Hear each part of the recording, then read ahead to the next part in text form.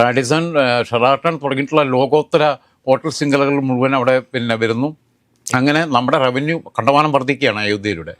ഏറ്റവും കൂടുതൽ ആളുകൾ, വിദേശ സഞ്ചാരികൾ വരുന്ന സ്ഥലമായിട്ട് അയോധ്യ മാറി. അതേപോലെ തന്നെ രാഹുൽ മാങ്കൂട്ടത്തിൻ്റെ സാധ്യത ഒരുപക്ഷെ ഇന്ത്യയുടെ സാമ്പത്തിക അഭിവൃദ്ധിക്ക് ഉപയോഗപ്പെടുത്താം എന്നും 2031 എന്ന ടാർഗറ്റ് അത് വേണമെങ്കിൽ 2026 27 ആക്കി മാറ്റാമെന്ന് വിശ്വസിക്കുന്ന ഒരാളാണ് ഞാൻ. കാരണം ഈ ഒരു അത്ഭുത മനുഷ്യനെ കാണാൻ വേണ്ടിയിട്ടോ പുള്ളിയെ എവിടെയെങ്കിലും കൊണ്ടുപോയിട്ട് അങ്ങ് ഇരുത്തുകയാണെന്നുണ്ടെങ്കിൽ ലോകത്തുള്ള ആൾക്കാർ മുഴുവൻ വരുമെന്നേ. കാരണം എന്ന് വെച്ചാൽ അത്ഭുത മനുഷ്യനാണ്. രാവിലെ പിടിപ്പിക്കുന്നു, ഉച്ചയ്ക്ക് പിടിപ്പിക്കുന്നു, വൈകിട്ട് പിടിപ്പിക്കുന്നു, അവിടെ പിടിപ്പിക്കുന്നു, ഇവിടെ പിടിപ്പിക്കുന്നു, ഡൽഹിയിൽ പിടിപ്പിക്കുന്നു, ബാംഗ്ലൂർ പിടിപ്പിക്കുന്നു, എല്ലാം ഭ്രൂണഹത്യ നടത്തുന്നു.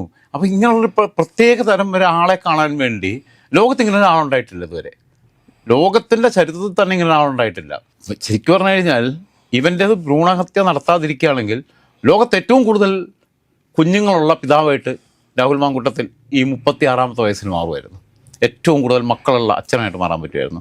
അത് ലോക റെക്കോർഡാകുമായിരുന്നു. അപ്പം അങ്ങനെ ശരിക്കും പറഞ്ഞാൽ രാഹുൽ മാങ്കൂട്ടത്തിൻ്റെ സാധ്യതകൾ ഉപയോഗപ്പെടുത്തുന്നതിൽ ആണ് സർക്കാർ ശ്രദ്ധിക്കേണ്ടതെന്നുള്ള അഭിപ്രായം എനിക്കുള്ളത്.